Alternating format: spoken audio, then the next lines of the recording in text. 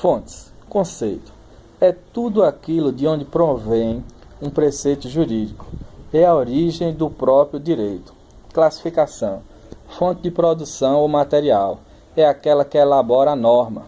No Brasil, a competência para legislar sobre direito processual penal é da União, o artigo 22, inciso 1º da Constituição Federal.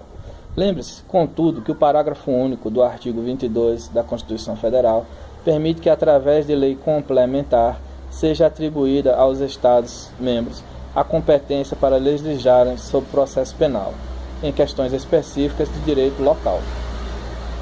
Já em relação ao direito penitenciário e procedimentos, a competência para legislar é concorrente da União, Estados e Distrito Federal, artigo 24, inciso 1º e 11 da Constituição Federal. Vale destacar ainda que o presidente da República pode legislar via decreto sobre o intuito do artigo 84, inciso 12 da Constituição Federal, sendo-lhe vedado, entretanto, por medida provisória, legislar acerca de direito penal e processual penal, artigo 62, inciso 1, a linha B, Constituição Federal. Restaria a pergunta: e se o presidente, ignorando a imposição constitucional, editar medida provisória em favor do réu? Nesse caso, consoante Luiz Flávio Gomes, tal hipótese deve se aplicar normalmente ao novel diploma, rejeitando somente a medida provisória em desfavor do imputado. Todavia, não concordamos com a conclusão do autor, bastando imaginar que seria um despropósito considerar válida a edição de medida provisória em matéria criminal, beneficiando pessoa ligada ao presidente da República. Na realidade, a ideia de que todo e qualquer fato deve ser interpretado favoravelmente ao acusado é um dogma que tem a pretensão de suplantar a efetividade da Constituição e que confunde vigência com validade. Se um enunciado normativo é promulgado em descompasso com aquela, é porque é inválido, não obstante vigente. O controle de constitucionalidade não pode ser recusado pelo juiz, que antes tem o dever de exercê-lo. Lênio Luiz Streck, em contexto análogo, adverte que a equivalência metafísica entre vigência e validade de um texto constitui forte componente de enfraquecimento da Constituição e, consequentemente, do papel da jurisdição constitucional, mormente no controle difuso de constitucionalidade. Deveras, todo ato interpretativo é, portanto, aplicativo. É um ato de jurisdição constitucional. O texto infraconstitucional somente pode ser aplicado depois de passar pelo processo constitucional. Daí que, se um texto normativo, muito embora inconstitucional, é aplicado, é porque sequer foi feito o sopesamento entre sua vigência e validade.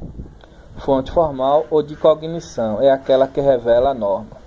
Imediata ou direta, leis e tratados, artigo 5º, parágrafo 2º e 3º, e artigo 22, inciso 1º da Constituição Federal de 1988. Anote-se, ademais, que nos termos do parágrafo 3º do artigo 5º da Constituição Federal, inserido pelo EC número 45/2004, os tratados e convenções internacionais sobre direitos humanos que forem aprovados em cada caso do Congresso Nacional, em 2 turnos, por 3/5 dos votos dos respectivos membros, serão equivalentes às emendas constitucionais. Mediatas, indiretas ou supletivas, desdobram-se em costumes e princípios gerais do direito. Costumes, artigo 4º da LIC, é o que se costuma chamar de praxe forense. É uma regra de conduta praticada de modo geral, constante e uniforme, com a consciência de sua obrigatoriedade. É justamente a consciência da obrigação de cumprimento que diferencia o costume do mero hábito. Os costumes classificam-se em secundum legem, ratificam e sedimentam o disposto em lei, e praeter legem, viabilizam a supressão de lacunas na lei. Contra lege são aqueles que contrariam a lei. Em outras palavras, o costume passa a considerar a lei revogada. Lembre-se, contudo, que o costume, apesar da classificação esboçada, não tem o condão de revogar dispositivos legais. Princípios Gerais do Direito, artigo 3º da Constituição do Código Processual Penal. São premissas éticas extraídas da legislação e do ordenamento jurídico em geral. São estabelecidos de acordo com a consciência ética do povo. Analogia, o conceito. Analogia é forma de autointegração da lei. Artigo 3º do Código Processual Penal. E 4º da LIC. Pela analogia, aplicamos a um ato não regido pela norma jurídica, disposição legal aplicada a fato semelhante. Afinal, onde existe a mesma razão, deve ser aplicado o mesmo direito. Assim, em face da omissão involuntária da lei, aplicamos norma que disciplina fato análogo, ao contrário do que acontece no direito penal, no âmbito do qual a analogia não pode ser utilizada em prejuízo do réu. Na esfera processual, ela goza de ampla aplicação. Espécies. A analogia pode se apresentar como analogia legis, em face da lacuna da lei, aplicamos a norma positivada, que rege caso semelhante. A linha B, analogia iuris. São aplicados princípios jurídicos ante a omissão da lei. Interpretação da lei processual. Está ultrapassado o entendimento de que a interpretação seria a atividade de extrair o sentido exato da norma. Não podem ser confundidos norma jurídica e enunciado normativo. O enunciado é texto a partir do qual se construirá a norma jurídica.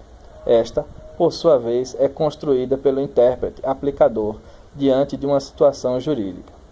A interpretação da lei processual é a sua aplicação em determinado momento, salientando-se com Gabriel Ivo a indispensabilidade da presença do homem, não sendo exagerado dizer que o homem constitui em linguagem a incidência.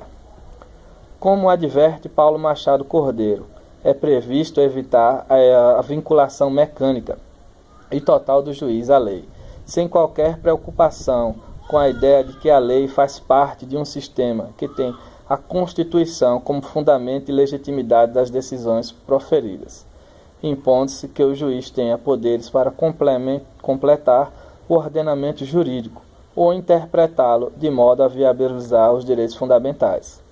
A partir de tais advertências indispensáveis para que o direito seja compreendido em seu contexto atual, será esposada a classificação tradicional, conforme os tópicos seguintes, sem descurar do enfoque crítico que permeia este livro.